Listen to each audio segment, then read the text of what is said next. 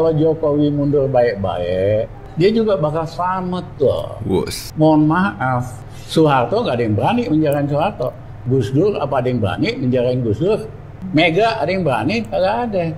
Jokowi siap, Jokowi siap, Jokowi siap.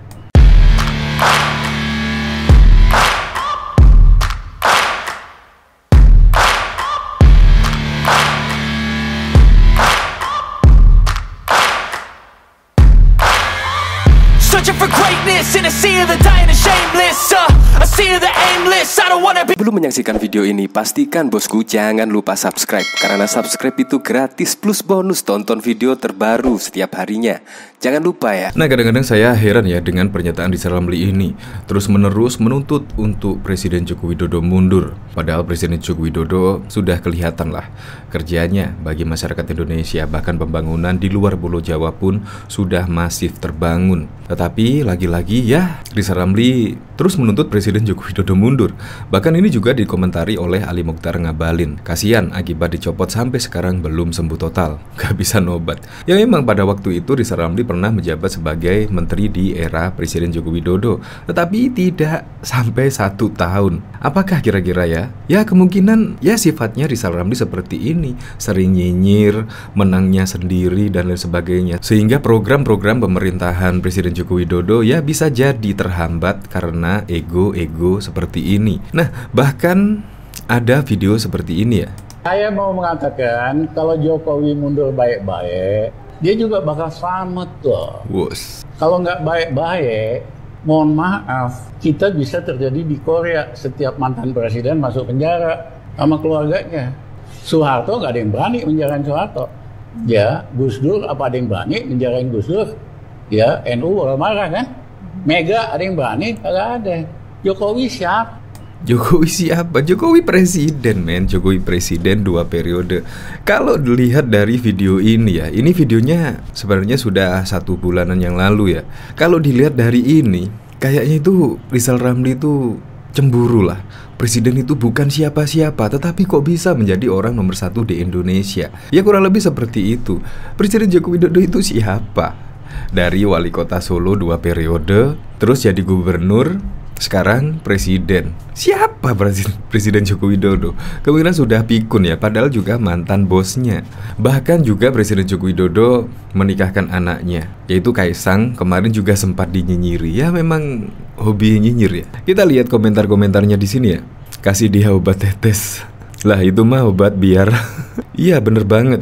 Bisa rasa bencinya gak ketolongan. Gak bisa memisahkan antara pekerjaan dan pribadi. Kasian Bepom gak bisa bantu. Pak Rizal Ramli terlalu sakit sampai mulutnya tidak simet. Bahkan di sini juga pernah mengomentari Rizal Ramli tak berkuasa, Jokowi dan Kaisang bisa masuk penjara atas dugaan KKN. Bahkan di sini Rizal Ramli memberikan komentar ya terkait Joko Widodo dan putra bungsunya Kaisang bisa masuk penjara atas dugaan korupsi, kolusi dan nepotisme. Jokowi siapa? Berbeda dengan Megawati, Gus Dur, Jokowi dan Kaisang bisa masuk penjara, kata ekonom senior Rizal Ramli saat diwawancari dengan Rahma Sarita. Rizal heran dengan Kaisang yang masih muda sudah memiliki banyak perusahaan saat Jokowi berkuasa. Jokowi baru berkuasa, Kaisang sudah memiliki 7 perusahaan.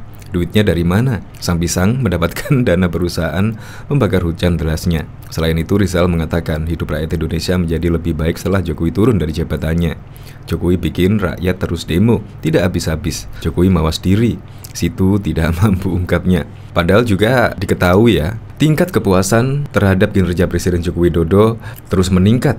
Bahkan semenjak Presiden Joko Widodo menaikkan BBM subsidi, terlihat tingkat kepuasan pun semakin naik dan semakin naik. Bahkan sekarang ini menginjak di 73%. Bayangkan, walaupun sudah membuat BBM bersubsidi naik, tetapi malah tingkat kepuasan kinerja terhadap Presiden Joko Widodo malah naik. Nah, kemungkinan karena memang pengalihan subsidi BBM tersebut dirasa tepat sasaran. Karena memang betul BBM subsidi tersebut yang merasakan orang-orang yang menengah ke atas. Jadi sekarang dinaikkan dan subsidi BBM dialihkan ke warga yang lebih membutuhkan. Jadi penilaiannya menurut saya bukan dari Rizal Ramli, melainkan rakyatlah yang menilainya dari hasil survei tersebut. Jadi ya maaf Pak Rizal Ramli ya, masyarakat Indonesia cenderung puaslah terhadap kinerja Presiden Joko Widodo. Untuk lebih lengkapnya simak berita berikut ini, Good News Indonesia.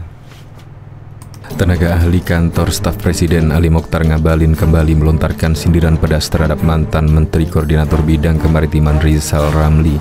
Ngabalin menyebut ekonom senior itu belum sembuh total dan sakit hatinya karena dicopot Presiden Jokowi sebagai menteri kurang dari setahun menjabat. Kasian, akibat dicopot sampai sekarang belum sembuh total, gak bisa nobat. Celotehan Ali Ngabalin di Twitter pada Rabu 14 Desember 2022 mengomentari video wawancara Rizal Ramli. Diketahui dalam wawancaranya, Rizal Ramli kembali meminta Jokowi legowo mundur dari jabatan Presiden Republik Indonesia. Saya mau mengatakan, kalau Jokowi mundur baik-baik, dia juga bakal selamat dong, ujar Rizal Ramli. Pasalnya, jika Jokowi tidak mau mundur sukarela, Rizal khawatir nasib buruk menghampiri seperti yang pernah terjadi di Korea, di mana seorang presiden masuk penjara bersama dengan keluarganya. Kalau nggak baik-baik, kita bisa terjadi di Korea. Setiap mantan presiden masuk penjara bersama keluarganya, tuturnya. Selain itu, Rizal juga menyinggung beberapa nama mantan presiden. Soeharto, apa ada yang berani memenjarain Soeharto? Gus Dur, apa ada yang berani menjarain Gus Dur? Mega, ada yang berani? Jokowi siapa? Cetusnya. Diketahui, Rizal Ramli pernah menjabat Menteri Koordinator Bidang Maritim dan Sumber Daya Indonesia di periode pertama pemerintahan Jokowi. Namun belum 1 tahun menjabat, Rizal Ramli dicopot pada 2016 silam. Bahkan setelah tidak berkuasa, Joko Widodo dan putra bungsunya Kaisang Pangarep bisa masuk penjara atas dugaan korupsi, kolusi, dan nepotisme. Jokowi siapa? Berbeda dengan Megawati, Gus Dur, Jokowi dan Kaisang bisa masuk penjara, kata ekonom senior Rizal Ramli dalam wawancara dengan Rahma Sarita. Rizal juga heran dengan Kaisang yang masih muda sudah memiliki banyak perusahaan saat Jokowi berkuasa. Jokowi baru berkuasa, Kaisang sudah memiliki 7 perusahaan. Duitnya dari mana? Sang pisang mendapatkan dana perusahaan pembakar hutan, jelasnya. Selain itu, Rizal mengatakan, hidup rakyat Indonesia menjadi lebih baik setelah Jokowi turun dari jabatannya. Jokowi bikin rakyat terus demo tak habis-habis. Jokowi mawas diri, situ tidak mampu, ungkapnya. Rizal meminta Jokowi mengakui langkah Soeharto yang mundur secara baik-baik dari presiden. Seperti Pak Harto, sebelum mundur mengumpulkan tokoh-tokoh membuat komite reformasi. Nurkolis Masjid tidak setuju komite reformasi. Pak Harto disuruh berhenti, akhirnya Pak Harto mengundurkan diri. Jokowi mundur baik-baik akan selamat, Bapak Rizal. Jokowi mundur baik-baik akan selamat. Kalau tidak baik-baik bisa seperti di Korea, setiap mantan presiden bisa masuk penjara bersama keluarganya, tegas Rizal Ramli pada waktu itu. Bahkan diketahui Rizal Ramli pernah mendekam di penjara selama 1,5 tahun di era Orde Baru. Gara-garanya, Rizal Ramli muda dan teman-teman mahasiswanya di tahun 1978 menentang kebijakan Orde Baru yang memperlebar kesenjangan dan memperdalam jurang kemiskinan. Keluarga keluar dari penjara Sukamiskin di Bandung tak membuat Rizal Ramli jera. Sikap tegasnya terhadap kebijakan pemerintah yang menyimpang dari cita-cita kemerdekaan membuat Rizal Ramli diakui sebagai tokoh oposisi terkemuka di era 1990-an. Menjadi oposisi dan kritikus kebijakan pembangunan bukan persoalan yang mudah, karena dituntut untuk tetap objektif dan menyandarkan analisa pada fakta. Sikap kritis itu harus, tetapi tidak boleh asal apalagi emosional. Begitu antara lain ditulis Rizal Ramli di halaman Facebook miliknya beberapa waktu lalu. Rizal Ramli melanjutkan, sikap kritis yang tegas dan objektif serta tidak ngasal itu membuat Pak Harto menaruh perhatian khusus pada pikiran-pikirannya dan hasil kajian Econit yang didirikannya. Tak jarang Pak Harto menggunakan hasil kajian Econit sebagai bahan untuk menguji kebijakan yang diambil. Zaman Soeharto 1978 RR di penjara 1,5 tahun, jadi oposisi terkemuka tahun 1990-an. Pak Harto ternyata baca Econit Papers dan sering menggunakannya sebagai second opinion karena faktual dan ada solusi, ujar Rizal Ramli. Menurut Rizal Ramli, komitmen itu patut diacungi jempol karena ketimpangan Jawa versus luar Jawa sangat besar dan sebelumnya sangat diabaikan, ujar Rizal Ramli. Diakui bahwa dampak ekonomi dari pembangunan infrastruktur di luar Pulau Jawa itu tidak setinggi di Jawa. Tapi sambung mantan menteri, perdagangan dingin itu, hal itu dibutuhkan untuk memperkuat NKRI. Bravo untuk Jokowi, ujarnya lagi. Pada bagian akhir, Rizal Ramli menambahkan bahwa pembangunan infrastruktur di Pulau Jawa perlu pembiayaan non-APBN. Kelihatannya status terakhir yang ditulis Rizal Ramli yang menceritakan hubungan spesial dirinya dengan Pak Harto dimaksudkan untuk menjelaskan status sebelumnya yang memuji komitmen pembangunan infrastruktur di luar Jawa yang dilakukan Jokowi. Di sisi lain, Rizal Ramli kelihatan juga ingin mengajak semua pihak untuk mengedepankan kepentingan bangsa dan negara. Bila ini dilakukan, baik kelompok penguasa maupun kelompok oposisi tentu tidak akan mengumbar pernyataan yang tidak berdasar, apalagi hanya untuk kepentingan kelompok semata. Bahkan juga diketahui mantan Menteri Koordinator Perekonomian Rizal Ramli mengklaim dirinya pernah akan dipenjara oleh pemerintahan pimpinan Presiden Susilo Bambang Yudhoyono. Menurut Rizal, hal itu terjadi ketika Rizal menentang kebijakan pemerintah. Pada pemerintahan Presiden SBY, saya hampir dipenjara tahun 2008 karena berbeda pendapat menolak kenaikan harga bahan bakar minyak. Ketika itu, kata Rizal saat jumpa pers bersama para kuasa hukumnya di Gedung Juang, Jakarta pada Senin 27 Januari 2014. Saat itu Rizal mengaku mengkoordinasikan mahasiswa di seluruh Jakarta untuk menolak kenaikan harga BBM bersubsidi. Namun demonstrasi yang dilakukan para mahasiswa katanya selalu berjalan aman tanpa kekerasan. Saat itu kami minta hilangkan dulu KKN di sektor migas sebelum menaikkan harga BBM. Dan itu terbukti.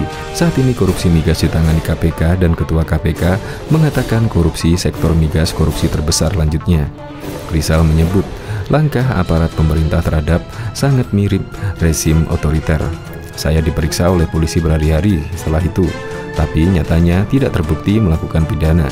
Sejak tahun 2008, SBY dengan sengaja melakukan pola seperti rezim otoriter Orba. Tak hanya itu saja, Rizal juga menyebut dirinya pernah dituduh ingin mengkudeta pemerintahan SBY saat 2012. Dia SBY juga memberitahukan beberapa pemimpin media massal akan ada kudeta pemerintah yang dilakukan oleh Rizal Ramli. Di dunia, yang bisa kudeta pemerintah itu oleh pihak bersenjata, bukan sipil. Segitu galaunya SBY sampai menuduh kami seperti itu, ujar Rizal. Hal tersebut disampaikan Rizal menyikapi langkah tim advokat dan konsultan hukum SBY dan keluarga yang melayangkan somasi kepadanya.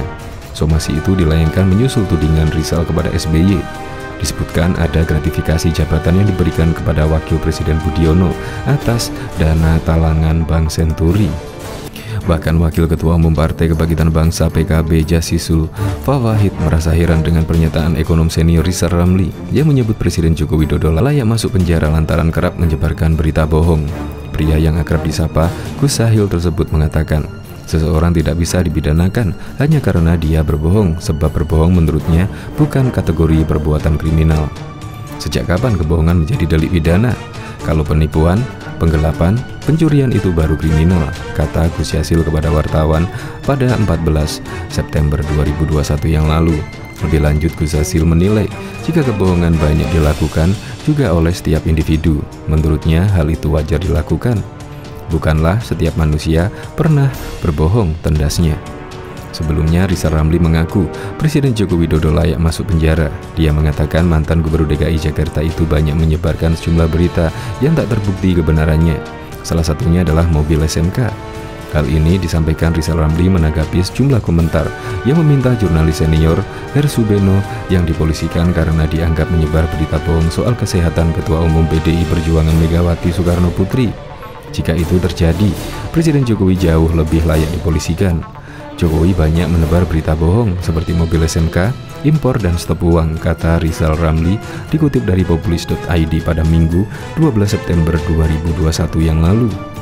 Salah satu pihak yang meminta polisi segera turun tangan mengamankan Hersubeno adalah Gardu Benteng Marayan. Setelah Hersubeno mengaku mendapat info valid dari seorang teman dokter yang menyebut Megawati sedang kritis dan dirawat di sebuah rumah sakit di Jakarta. Pernyataan itu sempat membuat heboh jagat maya. Jurnalis senior Hersubeno Arif dipolisikan GBM dianggap sebar berita hoax tentang kondisi Megawati, tutur Rizal Ramli. Bahkan ambang batas pencalonan pemimpin atau threshold merupakan sumber korupsi terbesar di Indonesia. Threshold pula yang membuat demokrasi Indonesia melenceng ke demokrasi kriminal. Begitu tegas tokoh senior Dr. Rizal Ramli lewat akun Twitter pribadinya pada 6 Juli yang lalu. Sumber korupsi paling besar di Indonesia adalah threshold ambang batas 20%, ujarnya. Menko Perekonomian era Presiden Gus Dur ini menegaskan bahwa Undang-Undang Dasar Negara Republik Indonesia tahun 1945 tidak pernah mengatur keberadaan ambang batas pencalonan tersebut. Tapi oleh Mahkamah Konstitusi, sistem yang menjadi basis dari demokrasi kriminal itu dipertahankan. Semakin parah sudah, jadi mahkamah keluarga, tegasnya.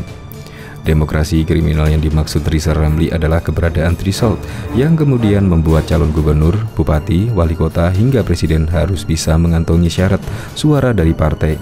Lazimnya untuk mendapatkan syarat itu ada upeti yang harus dibayar. Berdasarkan riset yang dilakukan Menko Kemaritiman itu, upeti yang mencalonkan gubernur mencapai 300 miliar, sementara bupati atau wali kota 60 miliar, sedang untuk jadi presiden pasti lebih dari itu. Akhirnya untuk memenuhi itu semua, para calon minta bantuan para cukong. Imbalannya memberian konsesi hutan dan tambang yang semua itu merusak Indonesia. 22 dari 34 gubernur masuk penjara, 128 wali kota bupati masuk penjara. Itu kan bukan oknum tapi sistem, tegasnya. Sumber korupsi terbesar di Indonesia itu threshold, maka keluar KPK Pak Firly setuju di 0%. Demikian Rizal Ramli. Bahkan Menko Perekonomian Rizal Ramli mengkritik jajaran Menteri Ekonomi di Kabinet Kerja Jokowi JK yang dinilai memiliki paradigma kenaikan harga dalam setiap kebijakannya. Kalau menaikkan harga tidak usah pendidikannya tinggi-tinggi, ini mau cari gampangnya, katanya di Jakarta pada Senin menyikapi kebijakan-kebijakan Menteri Bidang Ekonomi Kabinet Kerja yang menyebabkan kenaikan harga di berbagai sektor saat ini.